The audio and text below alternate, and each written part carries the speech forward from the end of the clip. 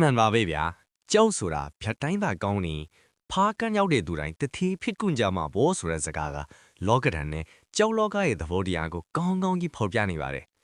ကြောက်မြတ်လောကမှာမျက်မြင်တဝက်ကန်ငတ်တဝက်ဆိုတယ်လို့ပါပဲ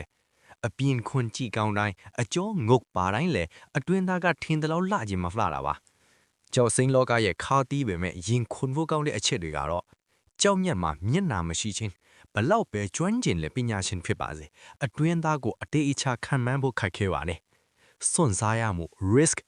တိမ်ထောင်ကြီးတမ်းမဲ့ထင်ပြီးဖြတ်လိုက်ကမှဘာမှသုံးမရရဲ့ကြောက်သေးဖြစ်သွားတာမျိုးတွေလည်းအများကြီးပါဇွဲနဲ့ကန်ရေမဆေးကနေတထဲဖြစ်သွားသူတွေရှိသလိုအရင်နီးများကြီးနဲ့မှဘာမှမရပဲပြန်လှည့်သွားရသူတွေလည်းမနှဲပါဘူးကျောင်းမြတ်လောကမှာလောက်ပန်းဆိုတဲ့ဂုံကိုနောက်ကွယ်မှာထွတ်တီပုံချင်းမတူညီကြတဲ့ဘဝလမ်းကြောင်းတွေအများကြီးရှိပါတယ်လူတယောက်နဲ့တယောက်ကန်တရားဝရိယနဲ့ဖြတ်တန်းမှုအတွေ့အကြုံပေါ်မူတည်ပြီးကြွားချပုံတွေကိုအခုလိုခွဲခြားကြည့်နိုင်ပါတယ်တဲ့ကန်တရားကြောင့်လောက်ပန်းဖြစ်လာသူ luck based ဒါကိုကြောက်လောကမှာမိုးပေါ်ကကြတဲ့လောက်ပန်းလူတင်စားလို့ရပါတယ်ထူးခြားချက်ကအရင်နီးသိပ်မရှိပဲသို့မဟုတ်မမျော်လင့်ပဲကန်ကောင်းသွားသူများပါဥပမာရေမဆေးကြောက်ရှာရင်တိမ်တောင်းကြည်တန်းနဲ့ကြောက်ကောင်းတွေ့သွားတာမျိုးဝယ်ကားတဲ့ကြောက်အရင်တုံးကိုဖျက်လိုက်တဲ့အခါထင်မှတ်မထားပဲအသားနဲ့အယောင်ထွက်လာတာမျိုးပါအားနည်းချက်ကအတွေ့အကြုံနဲ့ကန်ကိုအားကိုးဟေ့ရတာကြောင့်ရလာတဲ့ငွေကြေးကိုဘလို့ပြန်လဲယင်းနှမြုံနိုင်ရမလဲဆိုတဲ့လုံမြန်းအမြင်အားနည်းတတ်ပါတယ်ဒါကြောင့်ခဏတာလောက်ပန်းဖြစ်နေမဲ့လမ်းဆုံးသွားတာမျိုးတွေရှိတတ်ပါတယ်နှစ်စ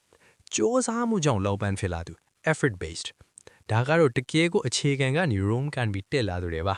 ထူးခြားချက်ကကြောက်သမားငယ်ဘဝပွဲစားဘဝကနေတစင်ချင်းစုဆောင်ပြီးမှလောက်ပန်းဖြစ်လာသူများပါကြောက်ရဲ့အသားအရေးအကြောကိုတေချာနားလျောင်တင်ယူတယ်ဈေးကွက်ကိုလေ့လာတယ်အားသာချက်ကသူတို့ကကြောက်လောကရဲ့အနှိမ့်အမြင့်ကိုနားလေတဲ့အတွက်စီးပွားရေးပျက်စီးသွားဖို့ခဲရင်ပါတယ်ကြောက်မသိရင်ဝေမဆိုင်နဲ့ဆိုတဲ့ဇီခန်းကိုတေးချလိုက်တာသူတွေဖြစ်ပါတယ်၃မော်ကြလောက်မဲ the seasoned veteran 10နှစ်20နှစ်30နှစ်အထိမော်ထဲမှာအချိန်ကုန်ဆုံးနေတဲ့သူတွေကိုတော့မော်ကြလို့ခေါ်ကြပါတယ်သူတို့ကတော့ကြောက်လောကရဲ့တွိုက်ဝိုက်တော့ဥပဒေတွေကိုပါတီးနေသူတွေပါအတွေ့အကြုံကဘယ်မော်ရဘယ်လိုကြောက်ထွက်တယ်ဘယ်အချိုးကတော့လှည့်စားတတ်တယ်ဘယ်အချိန်မှကြောက်ဝေပြီးဘယ်အချိန်မှကြောက်ထုရမလဲဆိုတာကိုအနှံ့အခမ်းယုံနဲ့သိနေကြသူတွေပါခံယူချက်ကသူတို့အတွက်ကြောက်ဆိုတာစီးပွားရေးသက်မဟုတ်တော့ပဲဘဝရဲ့အစီအပိုင်းတစ်ခုဖြစ်နေပါလိကန်ကောင်းချင်းကန်ဆိုးချင်းတွေကိုအကြိချင်းဖြတ်တန်းဖူးတာကြောင့်စိတ်သက်ကတီငင်ပြီးသားဖြစ်ပါတယ်